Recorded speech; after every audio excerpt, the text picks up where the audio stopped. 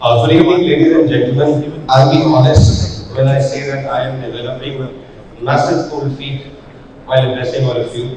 This technically is my first presentation to such an august audience, and I wouldn't be lying if I say that for some of you over here, I've been a secret admirer throughout the last 19 years of my career in the hospitality industry. Well, I was told that I'll be given 10 minutes, and I was then subsequently told that I just have 5 minutes. So, let me do the other way instead of concentrating on the presentation. Please forgive me for using the cheat sheet. Did that long ago when I was in school. So let me start off by sharing with you 3 short stories. Story number 1 was the time I joined this industry, which was way back in 2003, and this story or this lesson in my life was given to me by none other than the promoter of our company, Mr. Wangnoo, who also happens to be my father.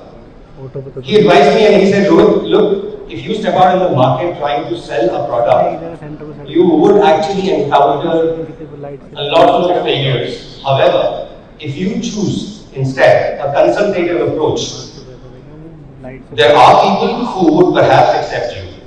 So I've always remembered that in my life and in my career so far. The second story or the second learning that I actually got was from a client, Mr. Rajendran of Radisson Hotel.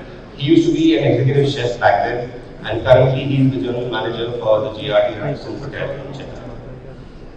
This is about 19-20 years ago, and he told me that, look Rohit, when you meet people in the industry, most certainly they will be perhaps a couple of decades senior to you, and if you are not prepared to add value to their selves, you may not be remembered, you may not be recalled. So that was an important lesson to me, which I have again remembered all these years. Story number 3, as a matter of fact, has been perhaps the most humbling experience of my life, and you'll get to know why. Well, after having spent a few years, perhaps I would say 8 odd years in the industry, we were invited as an organization to bid for the JW Marriott project that was coming up by the Chalet Raheja Group in Bangalore for their kitchen. I personally couldn't attend because of my prior commitment, so I requested some of my senior colleagues to visit the premises. They were quite literally thrown out of that meeting, saying that, and this was done by a consultant, a world famous consultant if I may add, and we were told that, look guys, we do not want a kirane ki dukaan, we do not want a supplier, we want a freaking contractor. A contractor who knows their job and can give end-to-end solutions. Ladies and gentlemen, this was way back in 2010. I was furious. I was at a loss of words. Well, this insult, as a matter of fact, turned out to be an inspiration, and I worked my backside off to understand what does it take to be a contractor. And over a period of last decade and a half, I realized that there was just about little that I could do by myself, and hence it was really important to build a team around myself which would work shoulder to shoulder and help me achieve my dreams, my vision, and be one of the most admired companies in this domain. Fast forward year 2022, we bid for the Bangalore International Airport Terminal 2080 lounges, and again, as a matter of fact, we were not one of the shortlisted vendors. We were a wildcard entry, and we ended up winning that project. A year down the line, the consultant who had rejected us in year 2010 answers my phone in half a ring, and the consultant is none other than CKP Consultants. For that matter. So these were the 3 short stories that I thought I would begin with.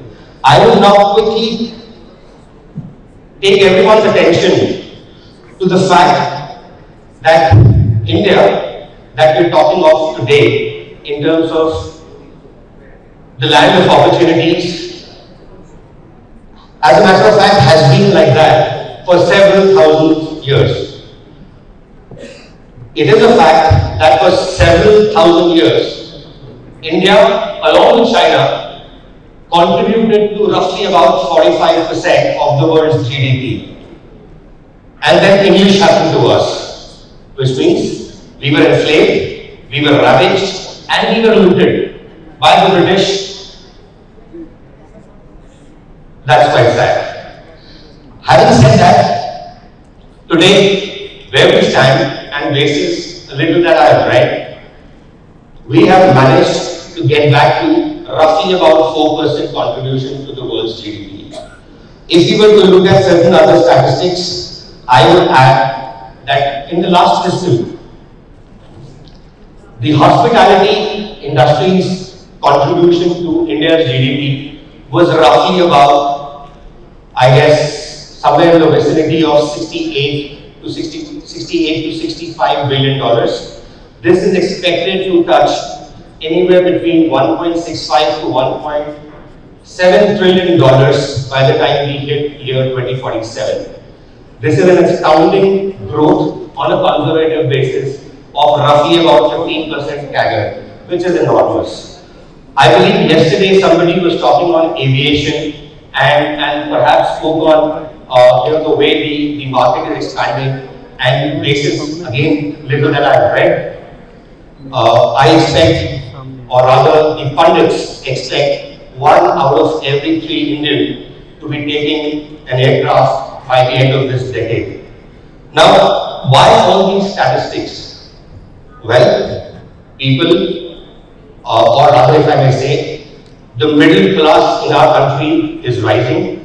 They are getting empowered, they are getting the money to spend, and where will they spend? They go to places, they're going to stay in hotels, and hence hotels would be doing a good business in years to come. And this is something which is sustainable, this is something which is structural in my personal opinion. Now, why all this? We as a company would love to see hotels thrive.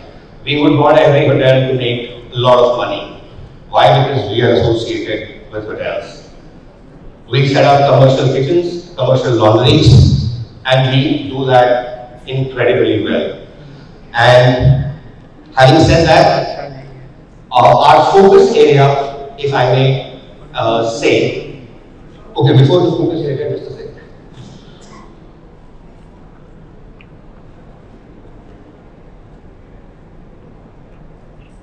I have covered this already. Okay. A little bit about our company. Way back in year 2003, our promoter, Mr. Wangnoo, decided to set up this organization, and I joined him in year 2004.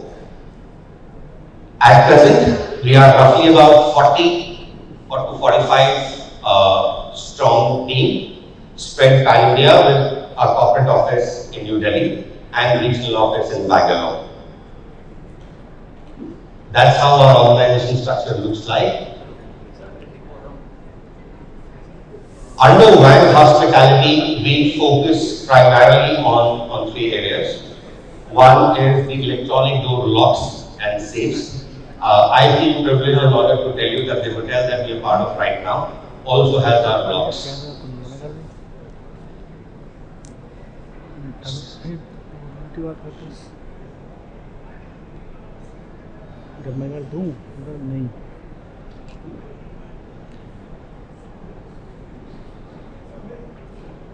Coming on to kitchen and laundries.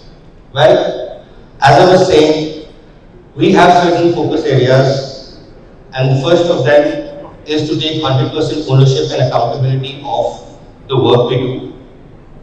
We genuinely try to do things right the first time. We follow the rule of communication, documentation, and escalation to empower all stakeholders to take the most prudent decisions for themselves, and also follow the 3P policy, which is passion, precision, and professionalism. Now, why did I stop at this slide? Now, some of you being hoteliers would at some point in time in your career come across equipments being manufactured and working drawings, shop drawings like these being presented for approvals. Now, you would be quite surprised, rather astonished to know that it's quite unfortunate that 90%, and I could be wrong by a few percentage points, forgive me for that, but approximately 90% of the people associated with this kind of work would not be in a position to even submit a shop drawing at this scale. To actually create a shop drawing at this scale, you got to be really good at your job, you got to be incorporating right tools, softwares, so on and so forth. To any professional who's able to evaluate these drawings, this drawing perhaps would be a wow. Ladies and gentlemen, please allow me to take your focus to the fact that for us, this is not just good enough. Why? Because of these reasons. The shop drawing that you saw does not reflect the reinforcement details. So for instance, you saw a table, but how it would get constructed, the finer details are missing. It doesn't capture the precise dimensions. It doesn't capture the adjoining unit references, standard details, so on and so forth. So when we present our shop drawings to our customers, it looks like this. So you could be holidaying somewhere, you could be playing golf, and you would precisely know what is the product, how it looks like, in reference to what, so on and so forth, with precision and accuracy to the last millimeter level detail. Some of our clients that we've worked with, and some reference pictures.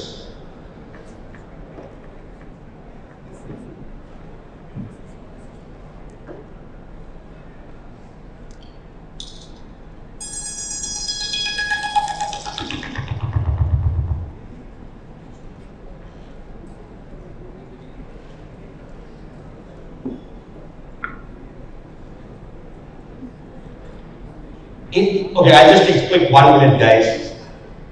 I would like to conclude by actually calling out the fact that in our organization, we believe mistakes, as a matter of fact, is part of our lives. We do not stop people from making mistakes. However, at the same time, the policy that we follow in-house is, A, if mistake has happened, we call it out ourselves, we accept it, we rectify it, even if it be at our own costs, we learn from it, and we do not repeat. I would conclude by saying that I'm blessed with a great team, with an awesome team, which as a matter of fact makes me look good, which gives me the confidence here to face the world, to face the industry, and talk about my company. Thank you so much to my team who are here, and thank you so much guys for listening to me with a patient ear. Thank you so much.